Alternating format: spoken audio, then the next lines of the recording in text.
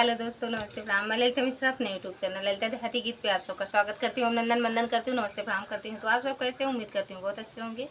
तो आप लोग को एक बहुत ही प्यारा, बहुत अच्छा बेटी सुहाग गीत सुनाऊंगी। माड़ों में जब सिंदूर पहनाया जाता है, तो आप लोग सुनिएगा और कमेंट बॉक्स में जरूर बताना कैसा लगा आप लोग को यह गाना। माड़ों में कवन रामा सिंदूर लिए ठाड़े जी, माड़ों में कवन रामा सिंदूर लिए ठाड़े जी, खोला ना रानी मंगिया सिंदूर पहिनाई जी, खोला ना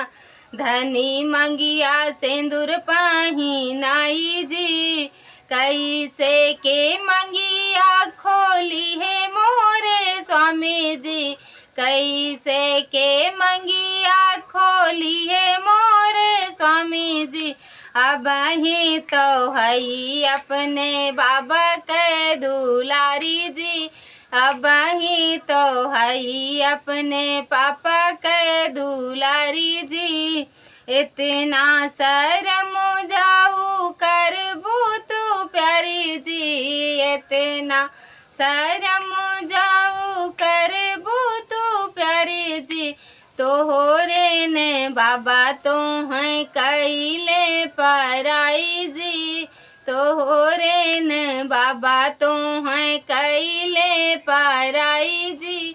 माड़ों में कवन रामा सिंदूर लिए ठाड़ जी, खोला ना धनी मंगिया सिंदूर पहिनाई जी, खोला ना रानी मंगिया सिंदूर पहिनाई जी,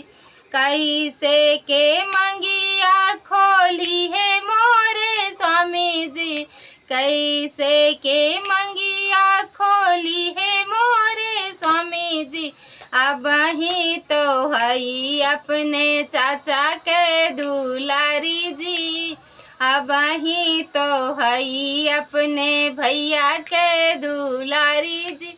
इतना शर्म जाऊ करबू तू प्यारी जी, इतना शर्म जाऊ करबू तू प्यारी जी, तोहरे ने चाचा तो हैं कैले पराई जी, तोहरे ने भैया तो हैं कैले पराई जी।